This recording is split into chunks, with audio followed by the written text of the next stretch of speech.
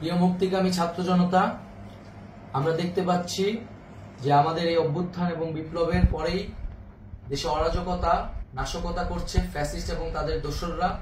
আমরা দেখতে পাচ্ছি যে বিভিন্ন জায়গায় এখন গোলাগুলি চলছে, মন্দিরে হামলা হচ্ছে এবং নাশকতা ও লুটপাট করছে। আমরা মনে করি আমাদের যে ছাত্র নাগরিকদের অভ্যুত্থান তাকে নস্যাৎ করার জন্যই পরিকল্পিতভাবে এই ধরনের ঘটনা ঘটানো হচ্ছে। আমরা মুক্তিকামী ছাত্র জনতাকে সজাগ এবং সতর্ক থাকতে আহ্বান জানাচ্ছি এবং আমাদের যে অন্তর্বর্তীকালীন সরকার, আমরা সেই সরকারের যে প্রস্তাবনা 24 ঘন্টার সময় নিয়েছিলাম, জরুরি পরিস্থিতি মোতাবেক আমরা এখনই তার একটি রূপরেখা ঘোষণা করছি। আমরা সিদ্ধান্ত নিয়েছি যে সর্বজন গ্রহণযোগ্য আন্তর্জাতিক খ্যাতিসম্পন্ন নোবেল পুরস্কার বিজয়ী ডক্টর মোহাম্মদ ইউনূসকে প্রধান উপদেষ্টা করে অন্তর্বর্তীকালীন সরকার গঠন করা হবে এবং ডক্টর মোহাম্মদ ইউনূসের সাথেও আমাদের কথা হয়েছে। তিনি ছাত্র জনতার আহ্বানে বাংলাদেশকে রক্ষা করতে এই গুরু দায়িত্ব নিতে সম্মত হয়েছে। আমরা সকালের মধ্যেই আমরা এই সরকার গঠনের প্রক্রিয়া দেখতে চাই।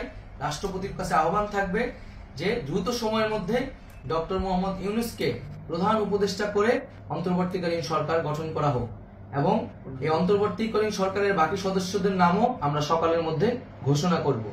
প্রিয় বন্ধুগণ, দেশে যে অরাজকতা চলছে, মানুষের জীবনের নিরাপত্তাহীনতা চলছে, সেজন্য আমরা রাষ্ট্রপতির কাছে আহ্বান জানাচ্ছি দেশে আইন শৃঙ্খলা পরিবেশ ফিরিয়ে আনার জন্য দ্রুত সময়ের মধ্যে কার্যকর ব্যবস্থা নিতে হবে এবং আইন শৃঙ্খলা বাহিনীকে সহযোগিতা করার জন্য মুক্তিকামী ছাত্র জনতাও রাজপথে থাকবে এবং অন্তর্বর্তীকালীন সরকার গঠন না হওয়া পর্যন্ত মুক্তিকামী ছাত্র জনতাকে রাজপথে থেকে তাদের যে অভ্যুত্থান, সেই অভ্যুত্থানকে রক্ষা করতে হবে।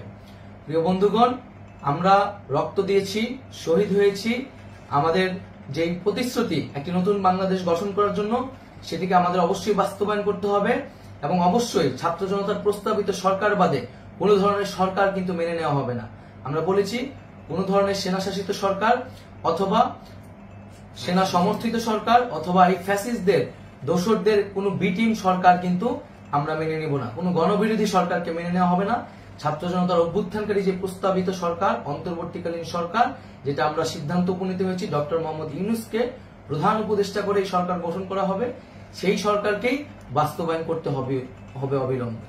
আগামীকাল সকাল থেকে সকলকে আহ্বান জানাচ্ছি রাজপথে থাকার জন্য এবং আমাদের যে সাম্প্রদায়িক সম্প্রীতি এবং রাষ্ট্রীয় সম্পদ রক্ষা কমিটির ঘোষণা হয়েছে বৈষম্যবিরোধী ছাত্র আন্দোলনের নেতৃত্বে, সকল পাড়ায় পাড়ায় এলাকায় এলাকায় সেই কমিটি পাহারায় থাকবে। আমাদের সংখ্যালঘু কমিউনিটিকে আমাদের রক্ষা করতে হবে, রাষ্ট্রীয় সম্পদ এবং এই দেশকে রক্ষা করতে হবে আমাদের।